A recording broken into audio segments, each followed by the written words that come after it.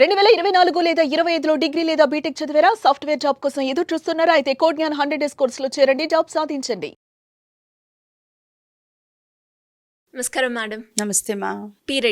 Periods గురించి మనం మాట్లాడుతున్నప్పుడు చాలామంది కూడా వాళ్ళకి నచ్చిన విధంగా కమెంట్ అయితే చేయడం జరిగింది. అందులో భాగంగానే ఒక్కసారి పీరియడ్స్ గురించి మనం మాట్లాడుకుంటే పాతకాలంలో పీరియడ్స్ని ఎలా చూసేవాళ్ళు అండ్ ఇప్పుడు ప్రజెంట్ జనరేషన్ ఎలా చూస్తున్నారు, ఇందులో ఉన్న డిఫరెన్స్ ఏంటి, అప్పటిది మనం ఫాలో అవ్వాలా ఇప్పటిది మనం ఫాలో అవ్వాలా అని ఇలా రకరకాల క్వశ్చన్స్ అయితే అడగడం అయితే మనం చూస్తూ ఉన్నాం. అంటే డిఫరెన్స్ ఏంటి మేడం, మెయిన్ డిఫరెన్స్ పాతకాలంకి ఈ కాలంకి? సిరి, నువ్వు పుట్టిన కొత్తల్లో ఇన్ని ఆటోలు ఉండేవా, రిక్షాలు ఉండేవి? గుర్తు లేదు. రిక్షాలు ఉండేవి మన హైదరాబాద్లో కూడా. అవును. అలాగే ఇంతమంది కార్లు ఉండేవా? లేదు కదా. ఇంతమంది అమ్మాయిలు 2 వీలర్స్ వాడేవాళ్ళ? లేదు. సో చేంజెస్ చాలా వచ్చాయి. అప్పుడు ఎలా ఉండేవి అసలు మీ జనరేషన్ ఊహించలేదు, మా జనరేషన్కి తెలుసు. పెద్ద పెద్ద ఇళ్ళు ఉండేవి, చాలా పెద్ద ఇళ్ళు ఉండేవి. అలాగే ఇప్పుడు చూడండి, మీరు వెళ్ళిలా ట్యాప్ తిప్పగానే వాటర్ వస్తున్నాయి అందరికీ దాదాపుగా. అంటే ఎక్కడో ప్రాబ్లం ఉన్న వాళ్ళు మోసుకుని బిందెలతో తీసుకెళ్లే వాళ్ళు ఉంటారు, కానీ పంపు తిప్పగానే నీళ్ళు వస్తున్నాయి. అప్పుడు ఎలా ఉండేది, బావులు ఉండేవి. మీరు ఇది కూడా గమనించండి, మీకు తెలుసుంటే మీ అమ్మమ్మ గారు ఊరు కానీ ఎక్కడైనా వెళ్ళుంటే మీకు టాయిలెట్స్, వాష్రూమ్స్ ఎక్కడుండేవి? దూరంగా ఉండేవి. కొంచెం ఇంటి లోపల, ఇంటికి ఆనుకుని కూడా ఉండేవి కాదు, కొంచెం దూరంగా ఉండేవి. సో అక్కడ కూడా పంపు సౌలభ్యం లేదు, నీటి సౌలభ్యం లేదు, మీరు వాటర్ మోసుకొని వెళ్ళాలి. సో అలాంటి కండిషన్స్లో ప్లస్ ఇంకా అప్పుడు శానిటరీ నాప్కిన్స్ ఉన్నాయా? లేవు. అప్పుడు ఎలా? పాత బట్ట వాడేవారు. అలాగే పెద్ద ఇల్లు, జనాలు చాలామంది ఉండేవాళ్ళు.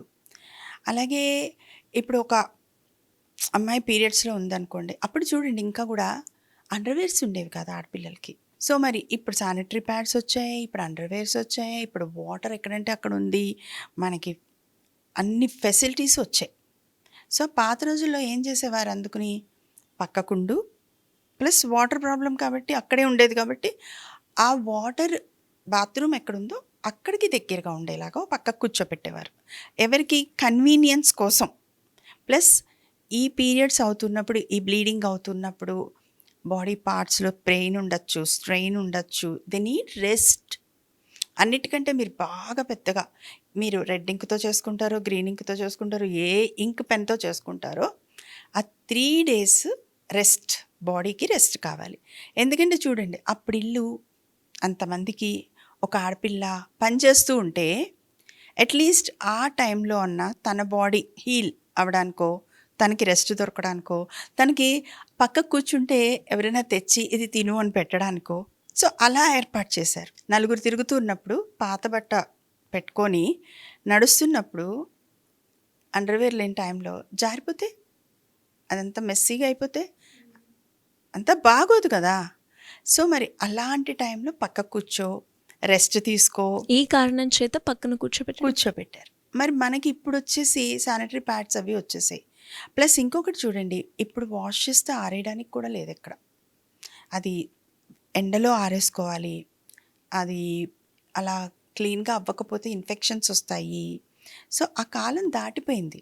నీళ్లు దొరుకుతున్నాయి, ఇప్పుడు చిన్న ఇళ్ళు అయిపోయాయి, శానిటరీ ప్యాడ్స్ దొరుకుతున్నాయి. తర్వాత మనం కూడా ముందుకొచ్చాం, ఆ 3 రోజులు కూడా మేము కూర్చోము అని.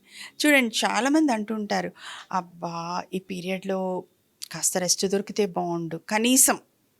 అంటే ఉద్యోగం చేసే వాళ్ళు కూడా చాలామంది అనుకుంటూ ఉంటారు, బ్యాక్ పెయిన్ ఉంది, ట్రావెల్ చేయక తప్పట్లేదు, ఎంతైనా అన్ఈజీగా ఉంటుంది, ఎవరైనా ఒక పూట వండి పెడితే బాగుండు, ఇలాంటి ఫీలింగ్స్ మనందరికీ వస్తాయి. కానీ పరిగెత్తే క్రమంలో మనం అన్నింటినీ కూడా పక్కకు తీసుకెళ్ళాం. తర్వాత మీకు ఇంకో డౌట్ కూడా రావచ్చు, ఫస్ట్ పీరియడ్లో ఎందుకు పక్కకు కూర్చోబెడతారు? ఫస్ట్ పీరియడ్లో ఎందుకు పక్కకు కూర్చోబెడతారు పాపని అంటే, they don't know how their body response, ఎంత బ్లీడ్ అవుతుంది, ఏమవుతుంది, ఏమీ తెలీదు. సో తను పక్కకు ఉంది అనుకోండి, let her understand her body అనేది ఒకటి. ఎందుకంటే పెద్ద ఇల్లు, వాకిళ్ళు, వాటరు ఇవన్నీ చెప్పుకున్నాం కదా, ఇంతమంది పీపుల్. ఇంకొకటి కారణం ఉండేది, ఫంక్షన్ చేయడం లాంటివి. ఏంటి అంటే, మా పాప she ready for bearing children. Period start అయిందంటే మాతృత్వానికి సంసిద్ధం, అర్హురాలు అన్నట్టు. సో అప్పుడు ఊరందరికీ తెలియజేయడం, ఈ పాప రెడీగా ఉంది. అప్పట్లో బాల్య వివాహాలు జరిగేవి కదా, వేరియస్ రీజన్స్. ఎందుకంటే విదేశీ దండయాత్రలను, పిల్లలకి తొందరగా వెనక చాలామంది పిల్లలు ఉన్నారు, వీళ్ళకి పెళ్లి చేసేస్తాను, సో ఎక్కువ రోజులు ఇంట్లో ఉంచుకోవద్దు, ఎదుగుతున్నారను, ఇలాంటి రీజన్స్ అన్నీ ఉండేవి. ఆ రీజన్స్తో ఏం చేసేవారు, అందరికీ తెలియచేసేవారు. తెలియజేస్తే ఎవరో ఒకళ్ళు ఆ పాపకి పెళ్లి సంబంధం రావడం, పెళ్ళి అవ్వడం లాంటివి జరిగేవి. ఇప్పుడు నిన్న మొన్న ఒకళ్ళు టాపిక్ ఎవరో రేస్ చేశారు, ఎందుకండి అంత ఫ్లెక్సీలు కడుతున్నారు, అసహ్యంగా ఉంది, ఇదంతా చాటింపు వేసుకోవాలా, అంత ఆ పాపని బయట ఎక్కిరిచ్చరా అని చెప్పి. అంటే నిజమే, అవసరం లేదు. అంటే ఇదొక సంబరం. నేను ఎప్పుడు చెప్తూ ఉంటాను, అందుకే కొన్ని పాత పద్ధతుల్లోంచి బయటికి రాలేకపోతున్నాం కదా, కొన్ని కొత్త పద్ధతుల్ని మేదేసుకుంటున్నాం, వీటిని కలిపి ఎక్స్ట్రా చేసుకుంటూ ముందుకు నడుస్తున్నాం. సో పాత రోజుల్లో ఎందుకు అలా ఉంది, ఇప్పుడు ఎందుకు అలా ఉంది, ఫెసిలిటీస్ మారాయి, సౌకర్యాలు మారాయి.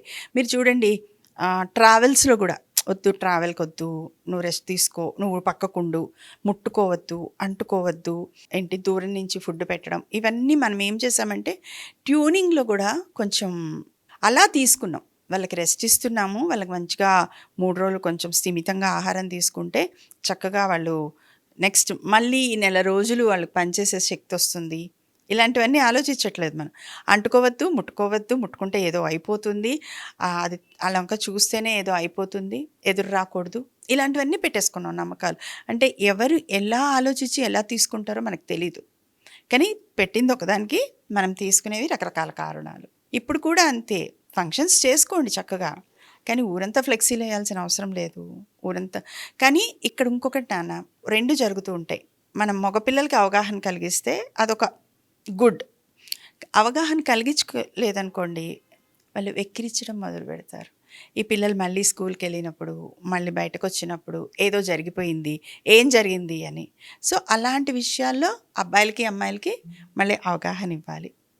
సో ఇప్పుడు మీరు ముందుకు వెళ్ళే సమాజంలో ఉన్నారు కాబట్టి పీరియడ్ని ఎలా తీసుకుంటారు, ఇట్స్ అ కామన్ థింగ్ లాగా తీసుకుంటారా, న్యాచురల్ ప్రాసెస్గా తీసుకుంటారా, ఎలా తీసుకుంటారు, అప్పటి పరిస్థితులు ఏంటి, ఇప్పటి పరిస్థితులు ఏంటి, ఎందుకు పక్కన కూర్చున్నాం, ఎందుకు రెస్ట్ తీసుకోమన్నారు, మన బాడీకి ఏం కావాలి, ఇవన్నీ. ఇప్పుడు చూడండి, మేము అదే అడుగుతుంటాం, అరే మీ టీచర్స్ సెలవు తీసుకుంటారా, తీసుకోరు కదా. క్రీడాకారులు అమ్మాయిలు ఉంటారు, తీసుకుంటారా, తీసుకోరు, దే విల్ ప్లే. అలాగే సినిమా యాక్టర్లు ఉంటారు, అబ్బాయి కాల్ షీట్లు ఇవ్వనండి అంటారా, ఇవ్వరు. మనం కెరీర్ కోసం, సక్సెస్ కోసం పరిగెడుతున్న క్రమంలో మార్పులు కూడా కొన్ని తీసుకోవాలి, తప్పదు. Thank you ma'am, thank you so much. Welcome నాన్న.